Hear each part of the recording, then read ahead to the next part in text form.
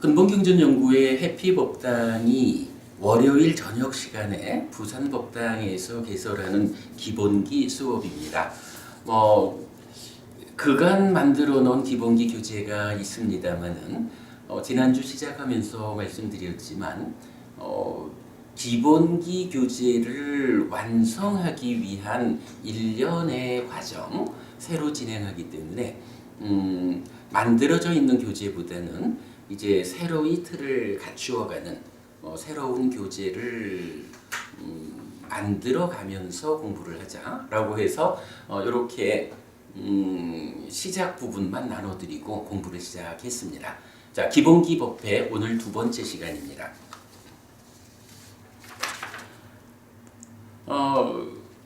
첫 번째 시간 통해서 이 기본기 수업 과정이 어떻게 구성되어 있을까? 현재로서는 19개의 장, 챕터로 구성을 했는데 우리가 이제 이렇게 공부를 진행하다 보면 19개의 챕터는 조정될 수도 있다. 새롭게 교재를 만들어 보자 라고 말씀드렸고요. 그래서 일단 수업의 시작하는 몇 주 동안은 19개로 구성된 이 기본기가 계략적으로 어떤 내용을 담고 있는가 하는 내용을 이제 먼저 보자라고 했습니다. 그래서 지난주에는 제1장 세 가지 법을 통해서 부처님은 어떤 의미를 가지고 출현하셨을까라는 부분을 보았지요.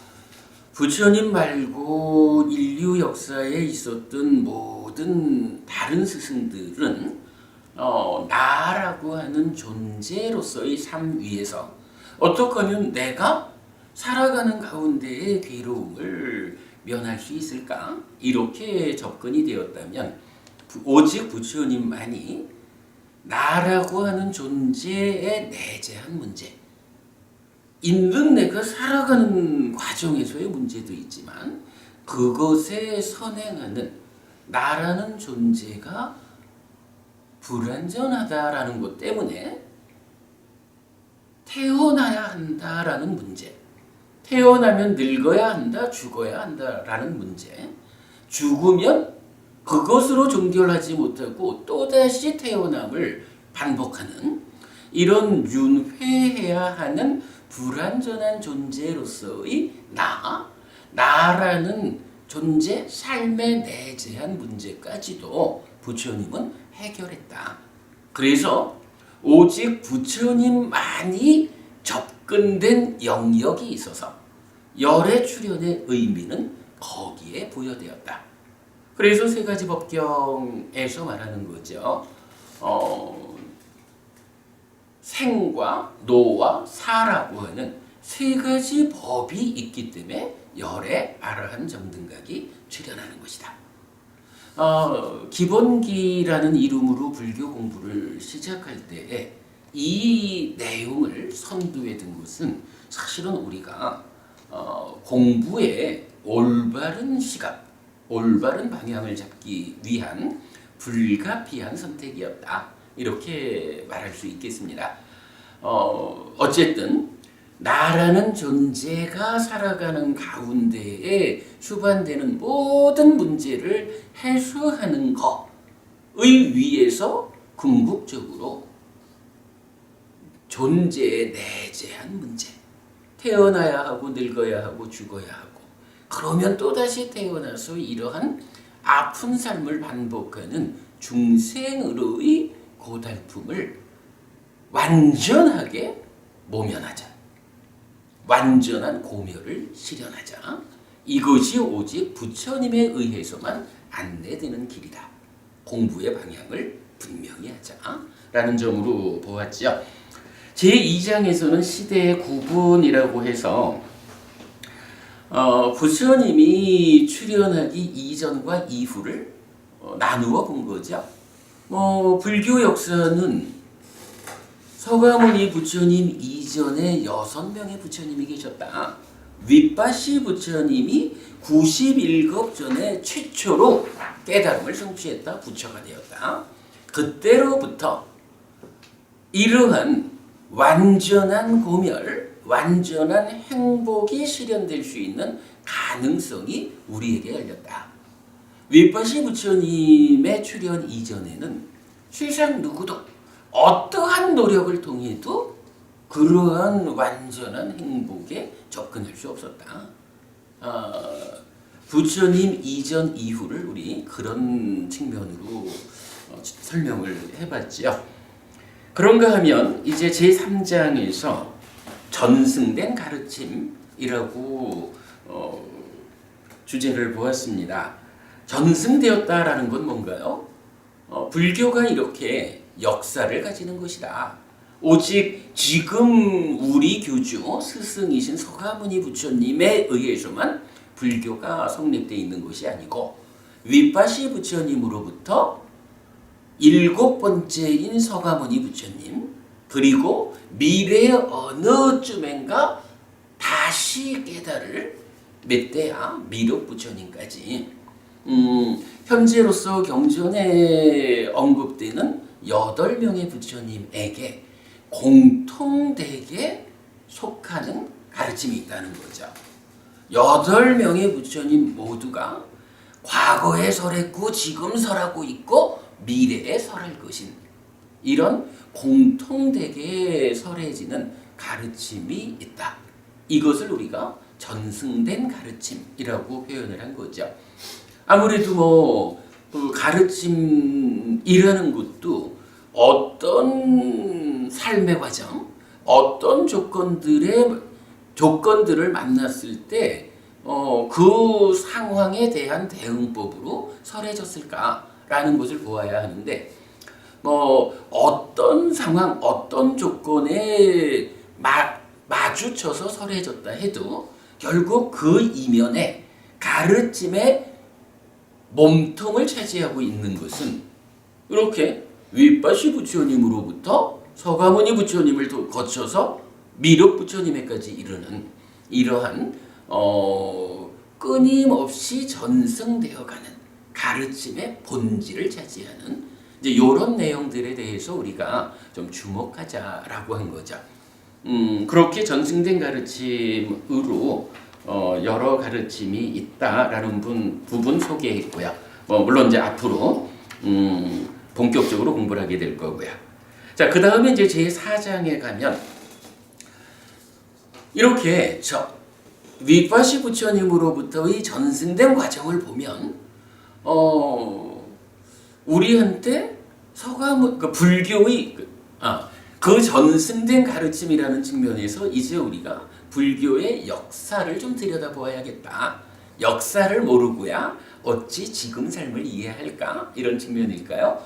역사라는 개념으로 들여다보면 어쨌든 지금 우리 부처님 이전에 6명의 부처님이 계셨거든요. 그 이후에 우리 부처님이 계시고 나중 언젠가 미륵 부처님이 오실 거고 그러면 이렇게 역사를 보자라고 하려면 첫째로 부처님이 이전에 계셨던 6 부처님을 이해해야겠다. 이런 부분이죠. 그래서 우리 공부 기준에 나타나는 과거 6 부처님을 언급하는 경전들을 다 모아본 거죠. 그래서 과거의 부처님들은 이러했다라고 경전이 말하는 부분을 통해서 우리가 과거의 부처님을 이해한다라고 하지만 사실은 과거의 부처님을 빌어서 이렇게 불교의 역사를 관통하는 이야기, 그러한 주제를 만나게 되는 거죠. 이렇게 공부의 한 주제를 찾는 것이 우리 공부가 경전을 꿰어가지고 불교의 몸통을 만나는 하나의 방법이다. 이렇게 보면 되겠죠. 자, 그래서 제4장 과거의 6 부처님이었어요. 그 중에 디가니까야 14번 대전기경이라는 경전은 특히 윗바시 부처님, 최초 부처님의 일대기를 말해주고 있다. 그래서 이 경전은 요약을 통해서라도 경전 전체를 소개하고 있다. 이런 말씀까지 드렸죠. 자, 그리고 지난주 마지막으로는 5번째로 이제 과거 부처님에 대한 공부를 마쳤다면 우리 스승, 우리 부처님에 대한 이야기로 공부 주제를 전환하자. 그래서 5장부터 석가모니 부처님, 사캬무니죠. 사캬무니 부처님에 대한 공부를 시작하자. 그러면 사캬무니 부처님에 대한 공부는 또한 어떻게 시작해야 될까? 부처님도 사실은 부처가 되기 이전, 깨달음을 성취하기 이전에는 어땠나요? 우리와 똑같은 중생이었거든요. 우리와 같은 중생의 삶의 과정을 통해서 잘 공부해가지고 깨달았다라는 이 사건에 의해서 부처가 된 거잖아요. 그러니까 석가모니 부처님도 깨달음 이전에는 어쨌든 우리와 같은 중생이었어요. 그러다 보니까 이 부처님 또한 윤회한 전생의 삶이 있었던 거거든요. 석가모니 부처님을 이해하자라는 측면에서는 먼저 석가모니 부처님의 전생의 삶은 어땠을까? 우리가 공부하는 이 기준 위에서 석가모니 부처님의 전생 이야기는 어떻게 소개되고 있는가? 이 부분을 먼저 보자라고 공부의 방향을 잡았던 거죠. 그렇게 전생 이야기를 공부하고 나면 이어가지고 이제 현재 부처님의 삶. 그래서 부처님이 그러니까 부처님의 태어남을 설명하는 경전은 어떤 경전이 있을까? 이 경전은 부처님의 태어남의 과정을 어떻게 말해주고 있을까? 아무래도 스승이 태어나는 과정에 대해서 이해하는 것도 그분의 삶을 이해하는 아주 중요한 포인트가 되겠죠. 그리고 남은 이제 그 이후에 부처님의 삶의 또 하나의 중요한 변환점은 출가라는 거죠. 출가 이전 이후가 부처님을 이해하는 또 커다란 변수죠. 그랬을 때 출가 이전의 부처님의 삶은 어떠했을까? 우리가 누구나 다 아는 이야기로 작은 나라라고 해도 한 나라의 왕자로서 아주 호화로운 삶을 살던 그분이 왜 모든 것을 버리고 출가했을까? 어떠한 삶의 과정이 있었길래 그 삶의 과정에서 어떠한 사고를 했길래 출가해야 했을까? 이런 부분을 이해하는 것 또한 공부의 중요한 내용이 되죠. 그리고 이제 출가한 이후에 깨달음을 성취할 때까지의 과정, 깨달음 이후의 과정, 이렇게 앞으로 우리가 공부를 해나가게 되겠죠. 자, 오늘은 이런 이야기 중에 지난주에 부처님의 전생 이야기를 간략하게 좀 소개를 했거든요. 특히 32상경을 통해서 포괄적으로 설명되는 부처님의 전생, 이런 부분까지도 말씀을 드렸는데 그 제5장 사캬무니 부처님의 전생 이야기에 대한 이야기를 다시 좀 말씀드리는 걸로 오늘 공부 시작하도록 하겠습니다. 자, 교재에 보면 제5장 사캬무니 부처님의 전생 이야기라고 해서 1번부터 10번까지 10개의 경전이 일단 나와 있고 그 다음에 11번으로 32상경이 있어요. 아직까지 제가 발견한 바에 의하면 부처님 스스로 이게 나의 전생이었어 라고 구체적으로 표현하는 경전이 요 10개의 경전이 있는 거예요. 그리고 32상경은 뭔가요? 부처님이 꼭 그렇게 말은 안 해도 부처님의 육체적인 특징 32가지가 어떻게 생겨난 것일까? 라는 것을 과거의 인간으로 태어나서 어떠한 삶을 살았을 때 그 삶에 대한 결과로 이런 육체적 특징을 갖게 되었다 라고 말하는 것으로 부처님의 포괄적 전생을 말한다라고 했죠. 그러면 이제 이 앞에 10가지 경전이 이제 우리가 말하자면 부처님 전생을 설명하는 개별적 경전의 모든 거예요. 글쎄 앞으로 몇 개의 경전이 더 찾아질는지는 모르겠지만 아직까지는 10개의 경전을 볼 수가 있는데 이 10개 경전은 나름대로 의미하는 바가 있어요. 부처님께서 자, 옛날에 이러이러한 사건이 있었다. 이러한 사건을 통해 가지고 우리가 지금 현재 우리 삶의 이런 부분으로 적용을 해야겠다. 그래서 우리가 좀 더 나은 삶을 만들어 가자. 라고 말씀을 하시면서 그 사건, 옛날에 있었던 그 사건의 주인공이 누구냐? 그 사람이 다른 사람이라고 생각하지 마라. 바로 내가 바로 그때의 그였다. 라고 해서 당신의 전생을 명확하게 말을 해주지요. 이 중에 보면은 그 한 가지 좀 특징적인 경이 있다면 네 번째로 나와 있는 맞지마니까야 81번 가띠까라경이란 경전이 있어요. 요 가띠까라경은 부처님이, 그러니까 지금 서가모니 부처님이 당신 전생에 과거 부처님의 제자였었다. 라는, 자, 우리가 이제 바로 앞에서 과거 여섯 부처님의 이야기를 했잖아요. 이 과거 여섯 부처님과 서가모니 부처님, 그리고 미륵 부처님이라는 이 부처님들이 왜 우리가 연결되어서 말하느냐 하면, 이 부처님들이 동일한 깨달음에 의해서 계보가 형성되었다. 어쨌든 깨달음의 내용이 동일하다라는 걸로 이 부처님들을 연결해서 말하는 거잖아요. 박법부님, 요게는 의미가 있죠. 왜 과거 부처님 6분을 말하는 걸까? 만약에 윗바시 부처님이 깨달은 내용하고 서가모니 부처님이 깨달은 내용이 일치하지 않는다라고 하면 그 일치하지 않는 깨달음의 내용을 가지고 동일하게 부처님이라고 이름을 부여할 수가 있나요? 사실은 그게 안 되잖아요. 깨달음이라고 하는 이 삶의 완성자리가 다르면 안 되잖아요.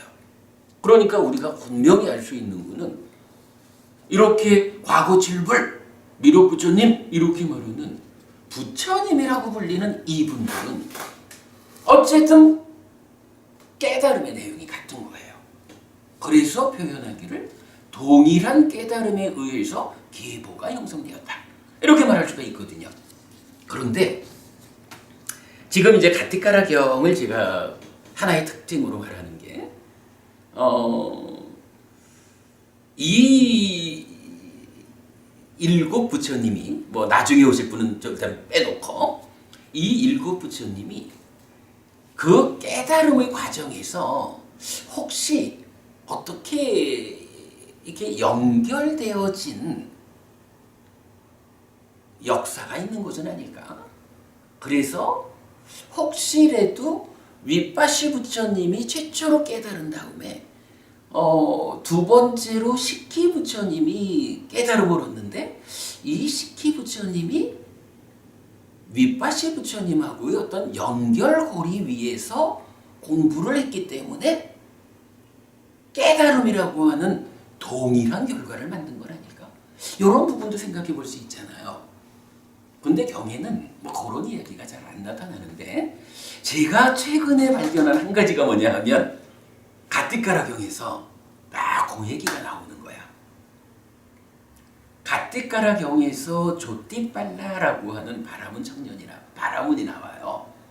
이 바라문이 가띠까라라고 하는 자기 친구의 안내를 받아가지고 과거 6부처님 중에 6번째 부처님 까사파 부처님의 제자가 되어요. 조띠빨라 바라문이. 근데 가띠까라라는 친구 덕분에 까사파 부처님을 만나가지고 출가하고 수행한 이 조띠빨라 바라문을 서가모니 부처님이 지칭해서 뭐라 하냐 하면 그가 바로 나였다. 부처님 당신의 전생이었다는 거예요. 여기서 우리가 알 수 있는 게 있잖아요. 서가모니 부처님이 당신 삶의 과정, 오랜 윤회의 과정, 그 전생 중에 한때에 바로 직전 부처님이었던 까사파 부처님의 제자였다. 까사파 부처님으로부터 동일한 깨달음에 의한 계보라고 말하는 이 동일한 깨달음의 내용을 공부한 적이 있다. 이 개념을 볼 수가 있는 거예요. 그러면 이 얘기는 어떻게 되겠어요? 경전이 이 부분을 과거 부처님들에 대한 이야기를 상세하게 말해주지 않으니까 경전에서 직접 발견할 수는 없지만 우리가 유추할 수 있는 게 있죠.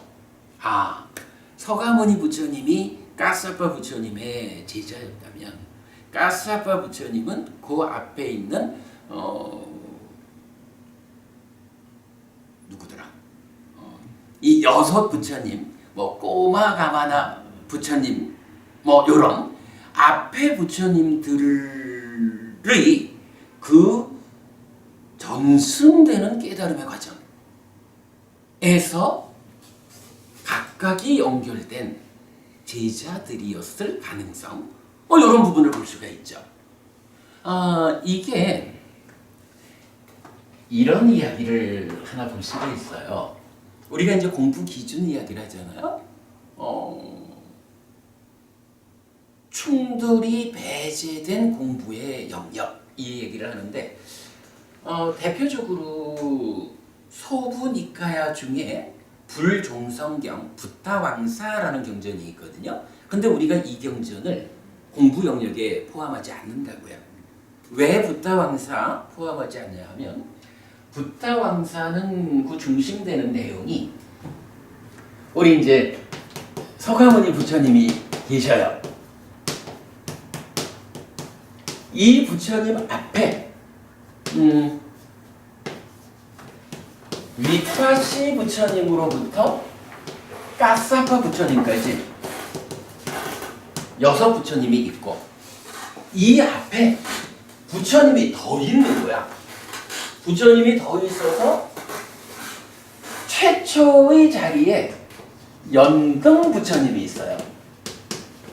연등불에 대해서는 우리가 많이 알고 있죠. 그래서 그 유명한 일화 서가모니 부처님의 그 전생에 어떤 수행자였을 때 연등 부처님을 만나는 그 자리에서 이 진흙탕에 자기 몸을 깔아가지고 연등 부처님이 진흙을 피해서 자기 몸을 밝게 가고 하고 그랬을 때 연등 부처님이 그 수행자한테 그대가 언제 되면 부처를 이루리라 라고 수기라는 개념이 나타나잖아요. 그리고 또 일설에 의하면 그때의 연등 부처님한테 꽃을 바치기 위해서 꽃을 사고자 할 때 꽃을 팔아준 여인네가 있었죠. 그 여인네가 나중에 당신의 아내가 되기를 이런 조건하에 꽃을 팔았다. 그래서 그 여인네가 서가모니 부처님 출가 전에 야소다라였다. 이런 이야기들이 이제 많이 있잖아요. 불종성경에서는 이 과정에 24명의 부처님을 얘기해요. 그러니까 불교 역사가 어떻게 돼요? 서가모니 부처님까지 포함하면 25명의 부처님이 있었다라는 이런 역사가 생겨나잖아요. 그 얘기는 뭐죠?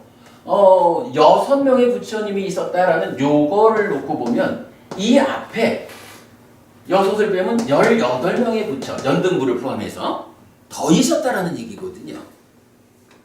그리고 이제 이 과정, 연등불로부터 서가모니 부처님까지의 이 과정을 사아승직업 더하기 10만 겁의 시간이 걸렸다라고 말을 해요. 요거 뭐냐 하면 어떤 시간이 있는데 이 시간을 아승직업이라고 하는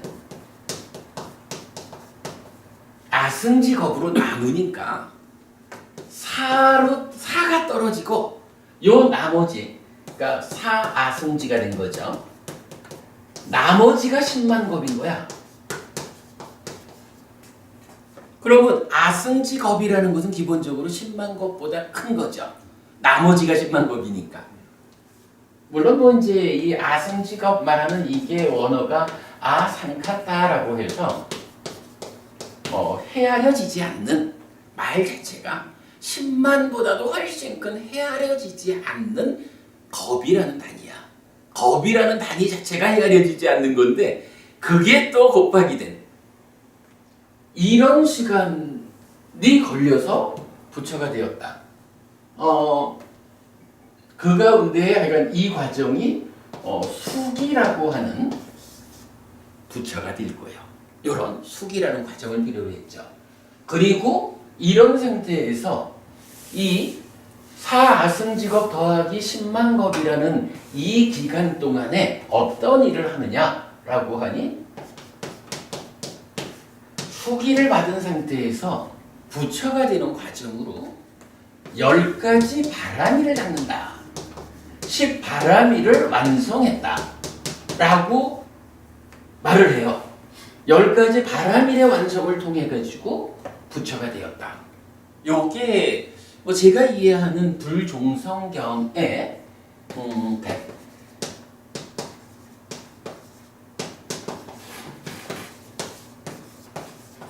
붓다왕사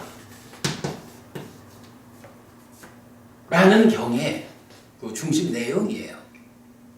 그러니까 이렇게 보면 연등불로부터 서가모니 부처님까지 그 25명 그 중에 서가모니 부처님은 앞에 24명으로부터 반복 수기를 받은 거예요.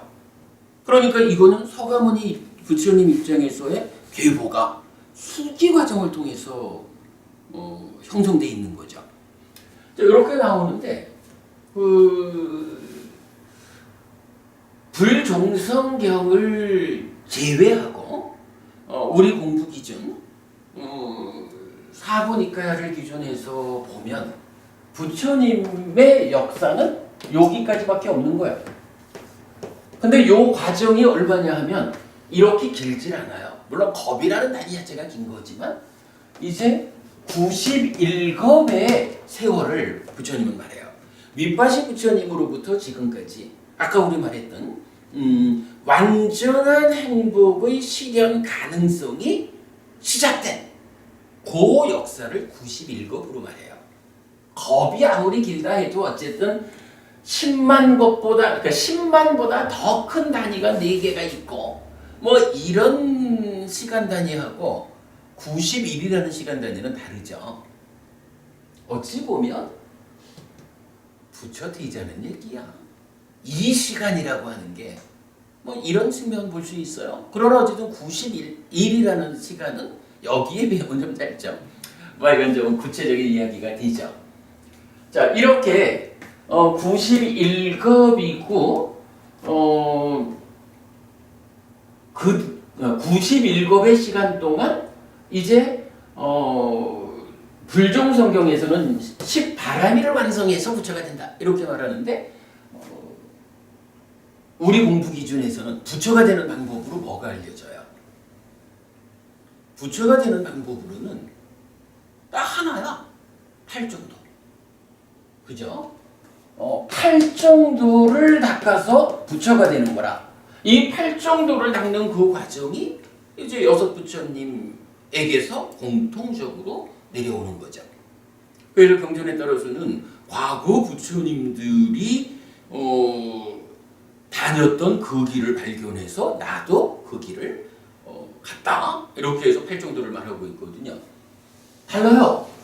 10바람이라 완성이라는 게 이게 8정도로 완성되는 거예요. 이렇게 말은 할 수 있을지 몰라도 어쨌든 부처되는 방법이 뭐냐라고 할 때 8정도입니다 라고 말하는 거랑 10바람이라 완성입니다 하는 건 다르죠. 이런 모습 보여주는 거예요. 그리고 제가 지금 이 이야기를 하는 건 뭔가요? 자, 불종성경에서는 이렇게 연등불로부터 서가모니 부처님까지의 과정을 수기라는 형태로 그대가 아무 때 되면 부처가 될 거예요 라는 수기라는 형태로 그 계보가 연결된 거잖아요. 그런데 사실은 우리 공부 기준 과거의 6부처님과의 관계에서는 그동안 그런 연결관계를 못 본 거예요. 숙이라는 이런 식의 연결. 그런데 가뜩가라경에서 제가 그걸 발견한 거죠. 바로 서가모니 부처님이 누구냐라고 하니까 까사파 부처님의 제자였다 이거야. 까사파 부처님이 서가모니 부처님의 스승이었다 이거야. 이런 스승과 제자의 관계로 연결고리가 있는 거예요. 그러면 뭐 이런 연결고리가 뭐 앞에서 뭐 굳이 언급할 이유가 없었겠지만 동일하게 가서 이런 위파시 부처님으로부터 까사파 부처님까지의 과정도 아마도 그분들도 이렇게 스승과 제자의 과정에 만나서 그 공부의 끝에서 동일한 깨달음을 실현했다. 그러기 때문에 이분들이 동일한 깨달음에 의한 계보가 형성된 것이다. 이렇게 우리가 유추할 수 있죠. 가티카라경에서 저는 바로 그걸 본 거죠. 뭐 이렇게 과거 일곱 부처님의 이런 그 계보의 연결을 볼 수 있다라는 것은 사실은 우리가 주목해야 하는 내용이다라고 생각을 했어요. 그래서 뭐 뒤에 가서 이건 자세히 보겠지만 뭐 사실은 이런 의미 때문에 가티카라경은 기본기 교재에 경전 전체를 실어놨어요. 뭐 짧지 않은 경이지만 전체를 실어놨는데 이런 내용 우리가 미리 좀 보고 가면 좋겠다. 자, 그 다음에 이제 전생 이야기에서는 한 가지만 이제 더 보면 될 거예요. 자, 부처님 전생이 설해진 경전들이 뭐 10개가 있다라고 하는데 그 중에 태반이 동일한 주제를 말해요. 자, 어떤 주제가 설해지냐 하면 부처님이 이렇게 말해요. 옛날에 내가 아무아무 바라문이었어. 아무아무 왕이었어. 뭐 이렇게 말할 때 그런데 내가 그때에 어떤 공부를 했느냐, 어떤 수행을 했느냐 라고 하면 정부분이 부처님 과거에 그 바라문이든 왕이든 어떤 그 수행자였다라고 할 때 어떤 수행을 부처님 하셨을까요? 를 못했겠죠. 자, 이렇게 이제 경전을 말하는 거예요. 여러 경전이 그러니까 과거를 부처님 과거 전생 이야기의 태반 중심되는 주제가 부처님이 그렇게 말해요. 내가 옛날에 아무아무 바라문이었을 때 사무량심을 닦았다. 사무량심 뭔가요? 요거 자비시사잖아.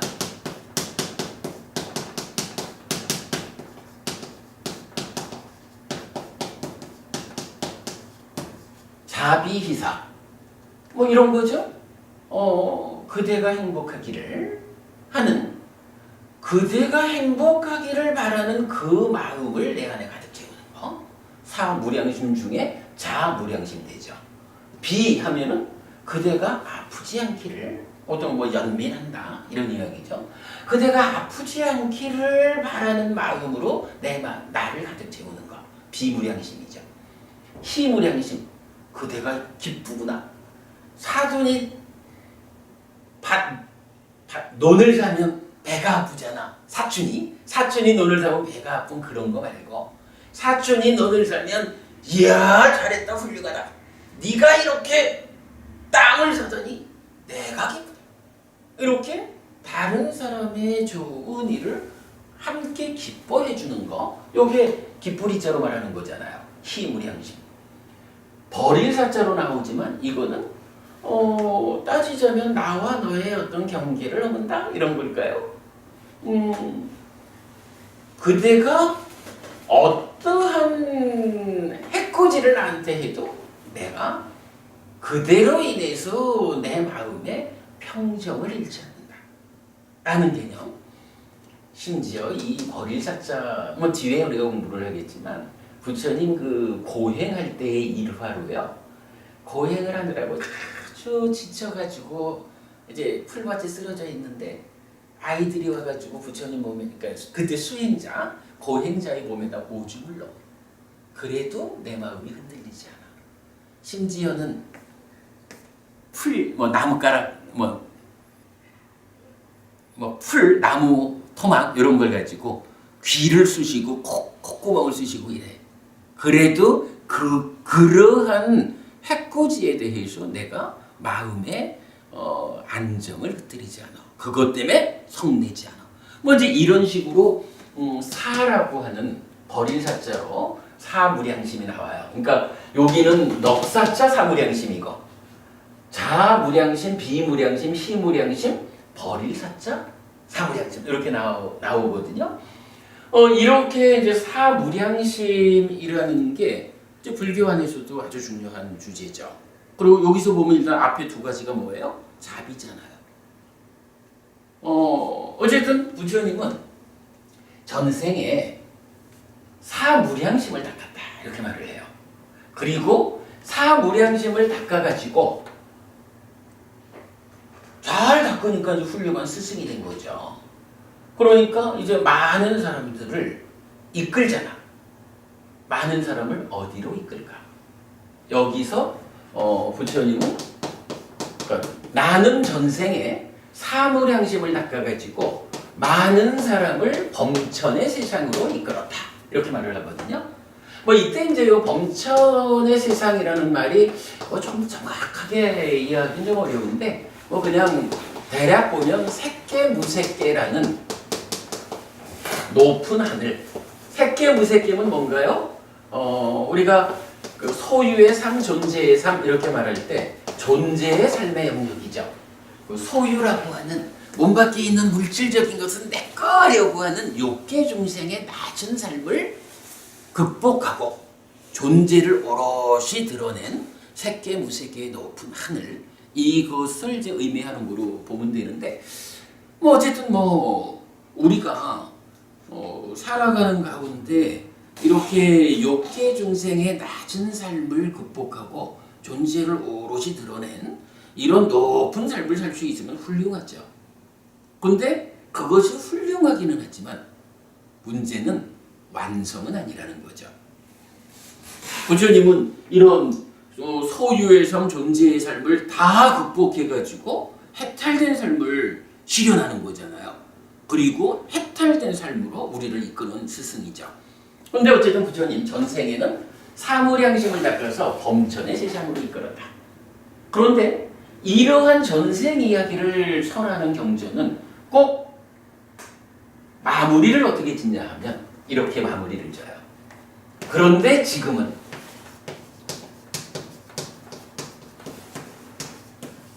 자, 지금이라는 건 뭘 말하죠? 지금 하니까 부처님 당신의 전생 이야기를 할 때는 사무량심이었거든요. 지금 요 얘기는 뭐예요? 이건 부처된 이 얘기죠. 깨달음을 성취한 부처가 실현된 요 상황, 지금 삶을 말하는 거예요. 그러면 아무래도 이 사무량심을 설하는 전생 이야기는 뭐죠? 부처되기 이전 이야기죠.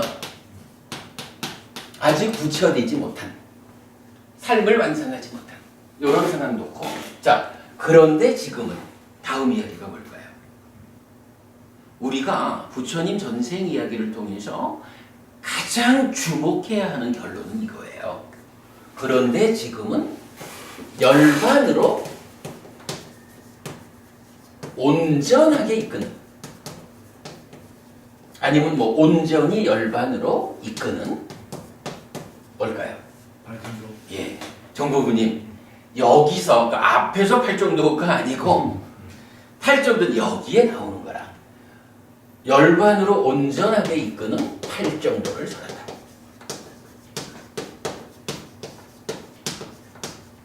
이게 부처님이 당신의 전생 이야기를 통해 가지고 우리한테 알려주는 메시지의 본질이라.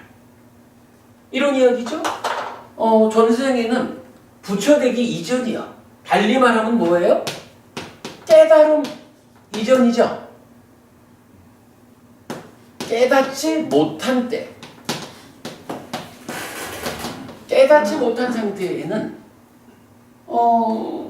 팔정도라고 하는 열반으로 온전하게 이끄는 이 방법을 몰랐다는 거예요. 그러다 보니까 어떻게 해요? 사무량심이라고 하는 그대가 행복하기를, 그대가 아프지 않기를, 와, 그대의 기쁨을 함께합니다. 어떠한 상황에도 내 마음이 흔들림 없이 잘 안정되어 있습니다. 이렇게 다비이사 사무량심을 닦는 일을 통해 가지고 뭐 이 자체로도 이미 훌륭했죠.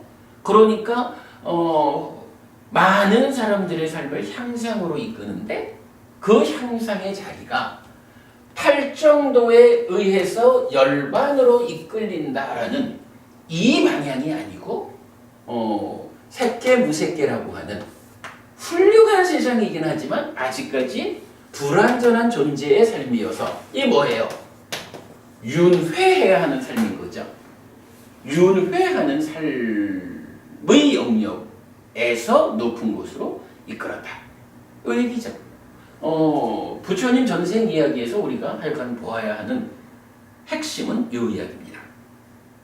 깨닫기 이전에는 사무량심으로 범천의 세상으로 이끌었다. 깨달음을 성취한 지금은 범천으로 이끄는 가르침이 아니라 열반, 완전한 행복으로 이끄는 가르침을 전한다. 요게 박보부님 우리 요새 자주 말하는 도관이라는 개념에서 그러면 팔정도는 어떤 도관이에요? 팔정도는 열반이라고 하는 완전한 행복으로 이끄는 도관이 뭐예요? 이게 팔정도라는 얘기죠. 그죠? 거기에 비해서 전생에는 어떻게 했어요? 수도관을 하나 깔아는 놨어요. 이 수도관이 어디 가는 수도관이냐라고 하니 범천의 세상으로 가는 수도관인 거예요. 그리고 이 범천의 세상으로 이끌리는 이러한 수도관은 이름이 뭐예요? 사무량심. 이런 차이를 볼 수 있는 거죠. 요 내용을 제가 부처님 전생 이야기의 중심이다라고 강조를 하는 이유는 뭐냐 하면 불교 신자들 중에 이제 많은 분들이 자비라는 이 개념을 불교의 중심으로 이해를 하는 것 같아요. 물론 사무량심 자체가 지금도 불교 안에서 굉장히 비중이 큰 교리예요. 그리고 우리가 나와 너 이 관계가 있잖아요. 산다라는 이야기는 분명히 나라고 하는 존재가 나 아닌 그대들과 관계를 맺는 과정이잖아요. 그래서 우리가 행복하자, 삶을 향상하자라고 하면 두 가지 일이 필요한 거예요. 한 가지는 내가 너와 관계를 맺는 가운데에 문제가 없어야 되거든요. 안 그래도 아무래도 그러겠죠? 박보부님하고 저하고 만나는데 어떤 이유에 의해서든 박보부님하고 나하고 간에 문제가 생겨서 관계가 틀어져. 어쨌든 둘이 험담하고 불편하고 이러다 보면 찢어지고 공부는 끝나고 이거 안 좋은 일이잖아요. 우리가 정말로 행복하자라고 하면 내가 너와 함께하는 이 관계가 어떻게 잘 성숙해가지고 관계 가운데에 불만족을 만들지 않느냐. 우리가 서로 사랑하고 행복할까. 이게 필요하죠. 그러나 그것만으로 우리 삶이 완성되는 것일까? 라면 그렇지는 않아요. 박보부님하고 저하고 간에 아무리 사이가 좋아서 우리 사이에는 문제가 없어. 그런데 너 말고 내가 나의 내면에서 비록 너와 관계는 문제가 없지만 나의 내면에 어쨌든 제어되지 않은 탐진치, 부수어지지 않은 번뇌가 작용을 하고 있어서 내가 너와의 관계에서는 문제가 없는데 나 스스로의 내 자신 내면에서 문제가 있어. 이래 되면 어떻게 돼요? 관계 가운데 생겨나지 않는다라고 해도 나의 내면에서 생겨나는 이 문제는 나의 삶을 완전한 삶으로, 행복으로 이끌지 못하잖아요. 그래서 우리가 공부를 하는 데는 두 가지가 있는 거예요. 우리 법회에서는 그렇게 표현하죠.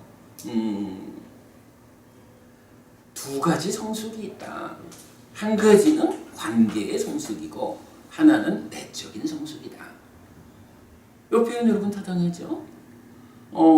이럴 때에 이제 불교는 관계를 성숙하자라는 측면에서 어떤 교리를 제공해 주냐 하면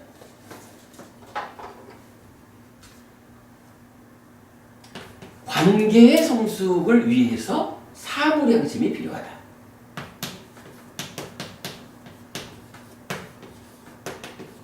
라고 여러분 알건 뭐 제가 지혜가 불교를 아니지 자비가 사무량심에 속하는 자비가 불교를 대표한다고 말해서는 좀 곤란하다라고 말하는 것은 자비를 포함하는 사무량심이 불교 안에서 중요한 교리이기는 하지만 그 쓰임새가 어디냐, 역할이 어디냐라고 하면 나와 너의 관계를 성숙시키는 일을 하는 거예요. 그런데 이제 열반으로 온전하게 이끄는 이 팔정도는 어떤 역할을 하나요? 이거는 나라고 하는 내적 성숙을 이끄는 방법이라고요. 그러면요, 부처님이 생각할 땐 그런 거예요. 관계를 성숙하는 일도 중요해요. 그러나 관계가 100% 성숙되었다라고 해도 만약에 나의 내적인 성숙이 완성되지 않는다면 이것은 아직까지 완성되지 않은 거예요. 비록 이 몸으로 살아가는 동안에 너와 나의 관계는 완성이 되어도 나의 내적으로 아직까지 성숙되지 못한 내용이 있다면 살다 보면 죽어야 하잖아요. 죽은 다음에 어떻게 될까요? 또 태어나야 되잖아요. 우리가 이렇게 내적으로 존재하는 문제가 해소되지 않는 한 부처님이 왜 출연했다고요? 생, 노, 사라고 하는 이 세 가지 법의 문제를 해결하기 위해서 출연하는 거잖아요. 그런데 바로 그 문제, 생, 노, 사라고 하는 이 윤회하는 삶이라는 너와의 관계의 문제 말고 나라고 하는 존재의 내재한 문제는 풀어지지 않는 거예요. 이것 때문에 부처님은 가르침의 본질 자리를 어디에 둬요? 이런 이야기죠. 관계의 성숙이 완성되었다라고 해도 내적 성숙이 완성되지 않으면 남아있는 게 있죠. 그러나 내적인 성숙이 완성되었다. 내 안에서 더 이상 탐진치가 없다. 번뇌의 영향에서 완전히 벗어났다. 이러한 상태에는 관계가 성숙되지 않은 부분이 남아있을 수가 있나요? 그렇지 않은 거죠. 사무량심을 통해서 관계를 성숙시킬 수 있는 거하고 내적인 성숙이 완성되었다. 더 이상 번뇌의 영향을 받지 않는다라고 하면 관계에서 성숙해야 할 어떤 거리가 없어지죠. 내적인 성숙의 완성은 관계의 성숙의 완성을 수반하는 거죠. 뭐 이런 점에서 부처님은 내적인 성숙이 비로소 삶의 완성이다. 이렇게 말해주는 거예요.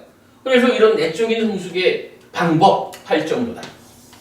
이 8정도에서 그러면 구체적으로 어떤 것이 8정도의 중심이 되어가지고 내적 성숙을 완성할까?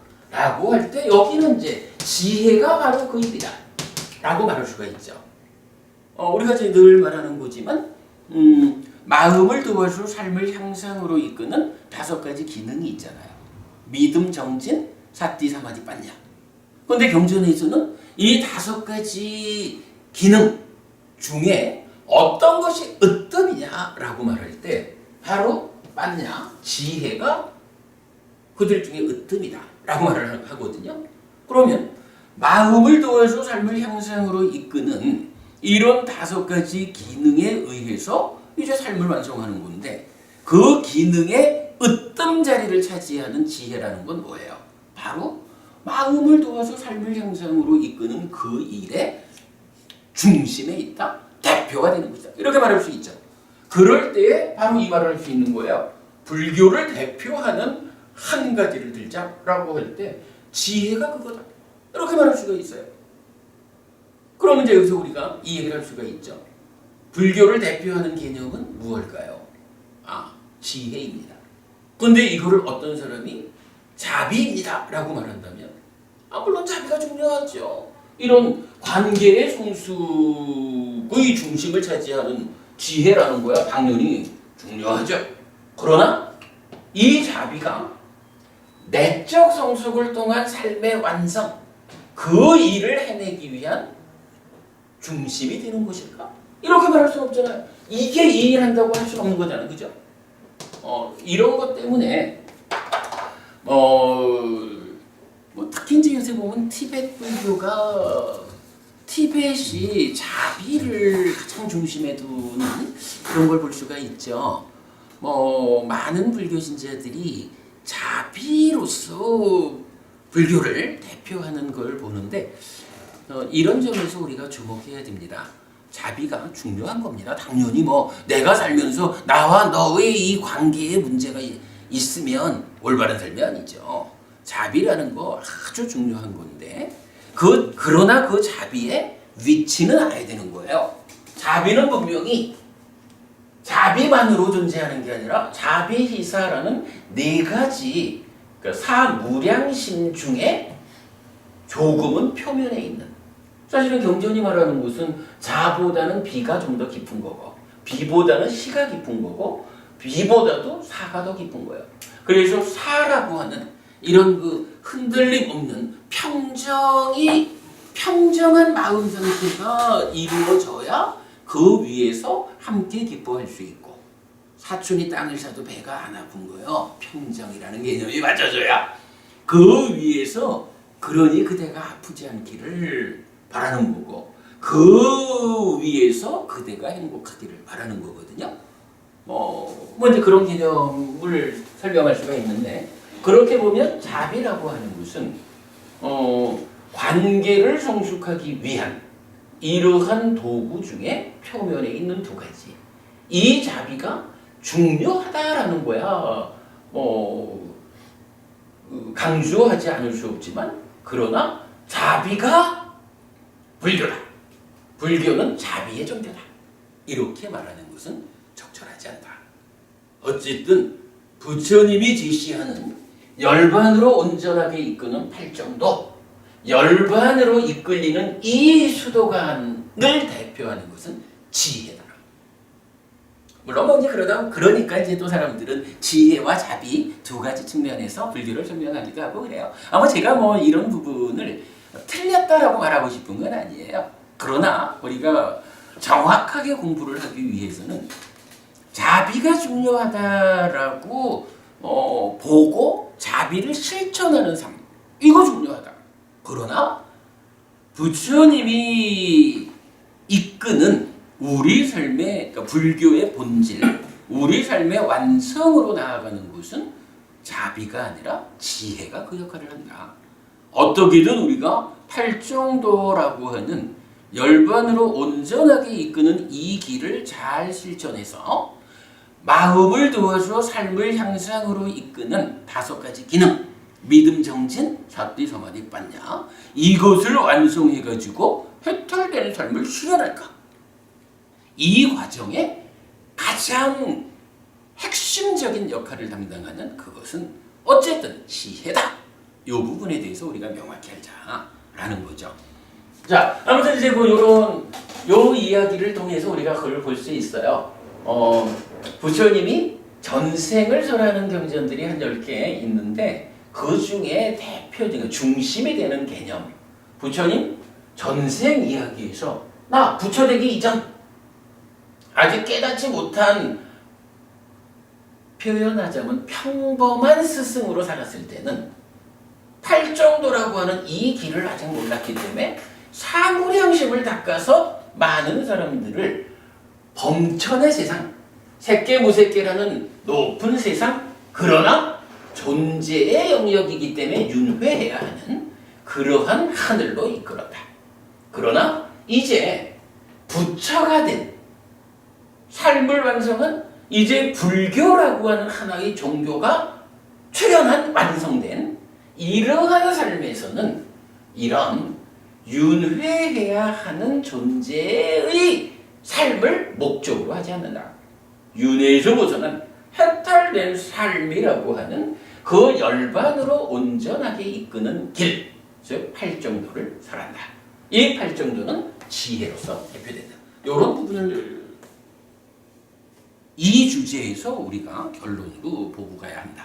요걸 말씀드리고 싶어요. 뭐 사실 이제 전생 이야기 뒤에 가가지고 뭐 이 10개의 경전을 우리가 좀 구체적으로 다 볼 겁니다. 그러면 각각의 경전이 어떤 주제에서 어떤 일화를 설하고 있는가 하는 거를 뭐 충분히 알 수 있겠지만 일단 그 지금 우리가 하는 것은 이게 1년을 예정하고 가는 길이다 보니까 전체를 좀 보는 시각을 먼저 갖고 가면 좋겠다 하는 것 때문에 차례의 과정에서 요점을 짚어가는 거거든요. 그 중에 전생 이야기에 대한 이야기, 전생 이야기의 주제에서 30 이상에 대한 이야기, 그러니까 포괄적인 전생의 의미, 그리고 가티가라경을 통해서 서가모니 부처님이 까사빠 부처님이 제자였대. 그러니까 7분의 부처님이 아마도 다 스승과 제자의 연결고리가 있어서 동일한 깨달음이라는 계보가 형성됐나 봐. 요런 시각. 그러면 더 이상 불종성경이 말하는 수기라는 이 개념으로 우리가 부처님의 역사를 볼 이유가 없죠. 그 부분 보았고, 그러나 전생 이야기를 설하는 경전들의 중심에는 바로 사무량심을 통해서 범천으로 이끌던 전생에 비해서 부처가 된 지금은 열반으로 온전하게 이끄는 팔정도를 설한다라는 이 결정적인 가르침, 이것까지를 보는 게 전생 이야기의 아주 중요한 이야기죠. 그리고 사실은 전생 이야기에서 이 자리에서 짚어보고 갈 이야기가 한 가지가 더 있거든요. 한 10분 쉬었다가 한 가지 이야기 마저 하기로 하자. 예.